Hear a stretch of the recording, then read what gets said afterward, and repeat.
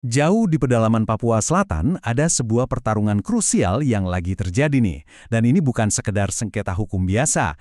Ini tuh cerita tentang identitas, tentang kehidupan, dan tentang masa depan sebuah bangsa.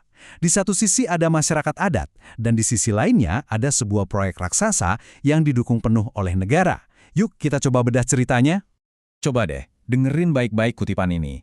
Ini adalah suara yang datang langsung dari jantung konfliknya. Bukan sekedar kata-kata loh, tapi sebuah seruan yang lahir dari kekhawatiran yang paling dalam. Ini suara orang-orang yang mempertaruhkan segalanya buat melindungi warisan mereka. Jadi, apa sih yang sebenarnya terjadi? Masyarakat adat Malin Anim ini secara resmi membawa pertarungan mereka ke ranah hukum. Mereka udah mengajukan gugatan ke Pengadilan Tata Usaha Negara di Jayapura. Jadi, perjuangan mereka sekarang menjadi sebuah kasus hukum yang formal. Dan yang digugat ini bukan proyek sembarangan. Ini adalah Proyek Strategis Nasional, atau PSN, sebuah program pembangunan yang jadi prioritas utama pemerintah. Nah, status ini secara otomatis bikin taruhannya jadi tinggi banget buat kedua belah pihak.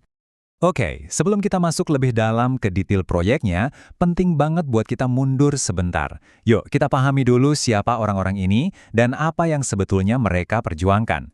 Soalnya buat mereka, ini tuh jauh lebih berharga daripada sekedar sebidang tanah. Nah, yang luar biasa di sini, perjuangan ini nggak dilakukan sendirian. Masyarakat Malin Anim ini memimpin sebuah koalisi besar yang menyatukan berbagai suku adat dari seluruh Papua Selatan. Ini tuh sebuah persatuan yang langka banget loh, buat menghadapi apa yang mereka anggap sebagai ancaman bersama. Begini, bagi mereka, hutan itu bukan cuma lahan kosong yang nunggu buat dikembangkan. Hutan itu ya supermarket mereka, apotek mereka, sekaligus tempat ibadah mereka. Disinilah mereka berburu, meramu obat-obatan, dan menjalankan ritual sakral turun-temurun. Jadi kehilangan hutan itu artinya ya kehilangan segalanya. Oke, sekarang kita fokus ke proyek yang jadi pusat dari semua ini. Apa sih sebenarnya yang direncanain pemerintah dan kenapa rencana itu bisa menimbulkan perlawanan yang begitu kuat? Nah, ini dia intinya.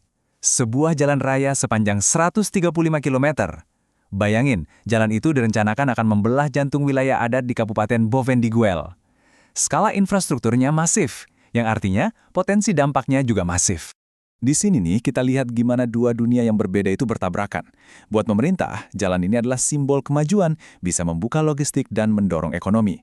Tapi buat masyarakat adat, jalan yang sama justru dilihat sebagai gerbang menuju kehancuran. Jalannya akan membuka hutan sakral mereka bagi deforestasi dan perkebunan sawit skala besar.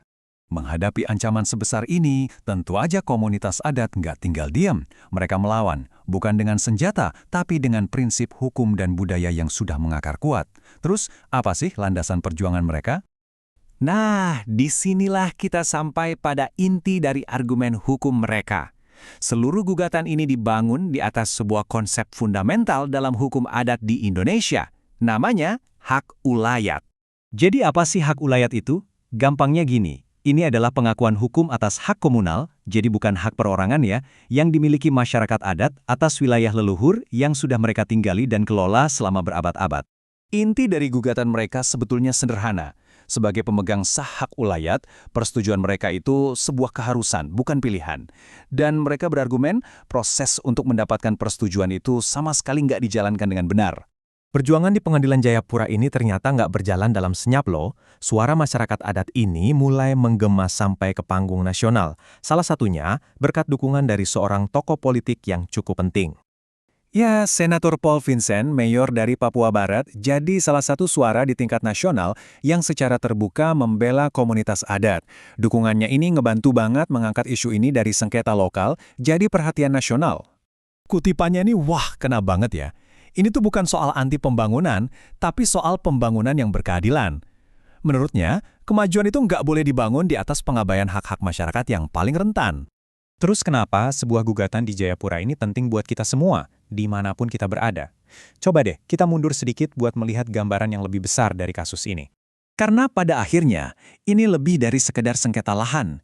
Ini adalah sebuah pernyataan sikap. Sebuah komunitas memutuskan untuk menarik garis batas untuk berdiri teguh demi melindungi warisan, identitas, dan tentu